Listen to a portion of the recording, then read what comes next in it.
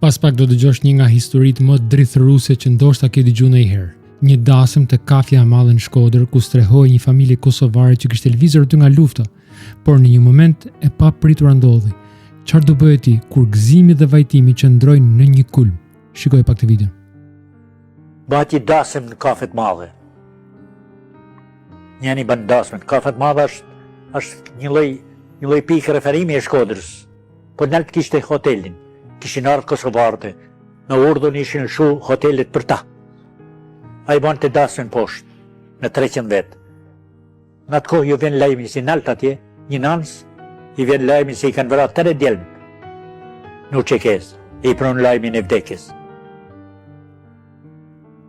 Dhe këta të rënditën, dhe jati i vajzë, i thotë vajzë, mas ja prishim asaj nanë.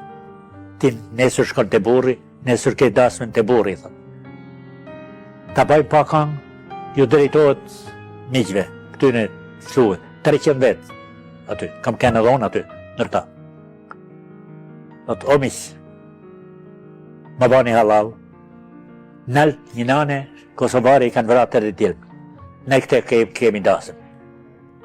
A vret keq, me knona, atje ka gjamë.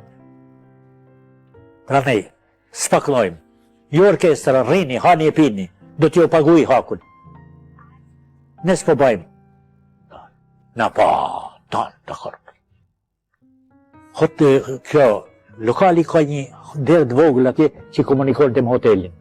Mas janë gjysëorit, kur po hapet e dera. Edhe një gru si sonambër.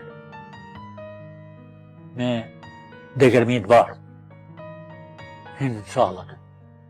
Shikon. Që drejtohet i babës vajsë atë. Jo bre, jo. Nuk banë kështu. Mos ja bani i qefin shkeu. A i dënë që të mos kena na dasma. A i dënë që të mos kena na kangë. Jo bre, knoni. Nuk banë kështu. Knoni mare, i thot orkestrës. Ishte dhe Jolca Luka dhe vajtë vogë. Knoma i qiki, thot. Tak në kishim metë. Bjere majmohat. Merë mikrofonin. Si e keni, thot jatë kangën. Edhe afrot. Sa bukur na ka dal nosja. Qaja kapi e këtoj. E këtoj sa bukur nga ka dal nosja. Shkaj e përqafoj nosën, edhe unë isme dalë. Nuk kishtë arrit derën atje në qoshe, kur kjo Vjollca Luka, e mërej kangën edhe, mëjat kangën. Mos më prekti, shkja dërinicën, se kam gjalla, zim ka 300 vetë në të e këmohat kangë. Aja u nalë, u këthy, rallë në gjojë, nga përshneti, më dhe iku.